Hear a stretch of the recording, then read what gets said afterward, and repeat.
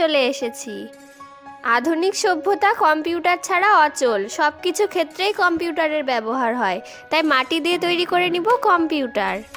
মাটিটাকে চারকোনা করে পিটিয়ে নিয়ে মনিটরের আকৃতিটা তৈরি করছি। এখন তো এলইডি মনিটর চলে এসেছে, কিন্তু আমি তৈরি করছি আগেকার দিনের সেই পুরনো মনিটর। মনিটরটা জল দিয়ে ফিনিশিং করে এবার মাটি গোল করে চ্যাপ্টা করে নিয়েছি। এর মধ্যে মনিটরটাকে বসিয়ে দিলাম।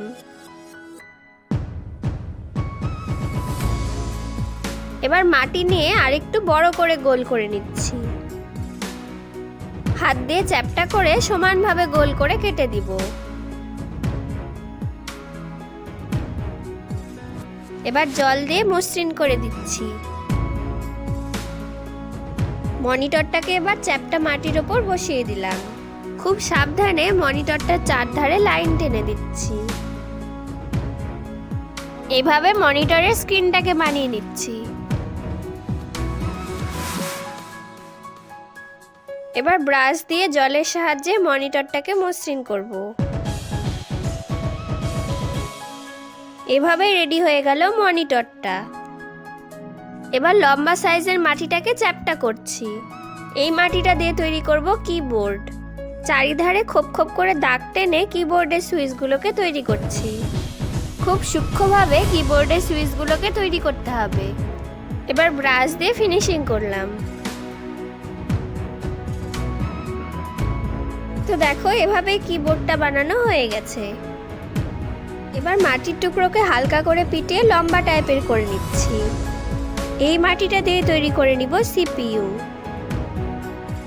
সিপিইউ এর উপরে দাগ টেনে বাটনগুলোকে তৈরি করে নিচ্ছি। একে একে সিডি রম আর পাওয়ার বাটনও তৈরি করে নিতে হবে। এবার সবার শেষে জল দিয়ে একবার ভালো করে ফিনিশিং করে দিলাম। এভাবেই সিপিইউ বানানো রেডি হয়ে গেল। মাটি দিয়ে ছোট্ট সাইজের একটা মাউস বানিয়ে নিয়েছি।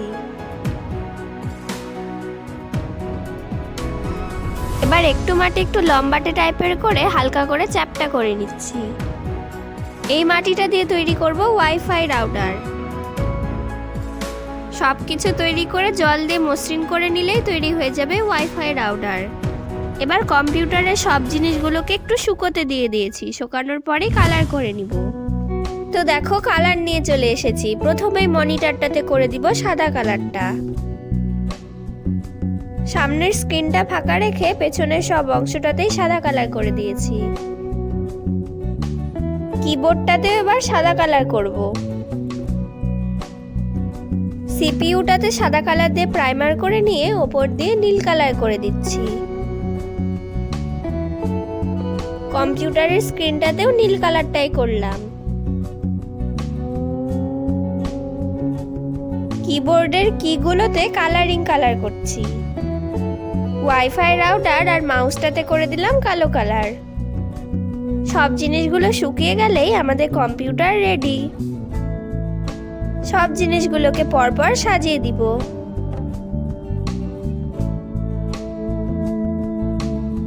পরপর সাজিয়ে দিয়ে পেছনে তার জুড়ে দিলেই রেডি। তো দেখো, মাটির মিনি কম্পিউটার দেখতে কেমন লাগছে। মাটি দিয়ে এরকম কম্পিউটার বানানোর আইডিয়াটা যদি তোমাদের ভালো লেগে থাকে তাহলে একটা লাইক করে দিও। মাটি দিয়ে তৈরি এই মিনি কম্পিউটার তোমরা স্কুল প্রজেক্ট হিসেবেও ব্যবহার করতে পারো। ভিডিওটা এখানেই শেষ করছি।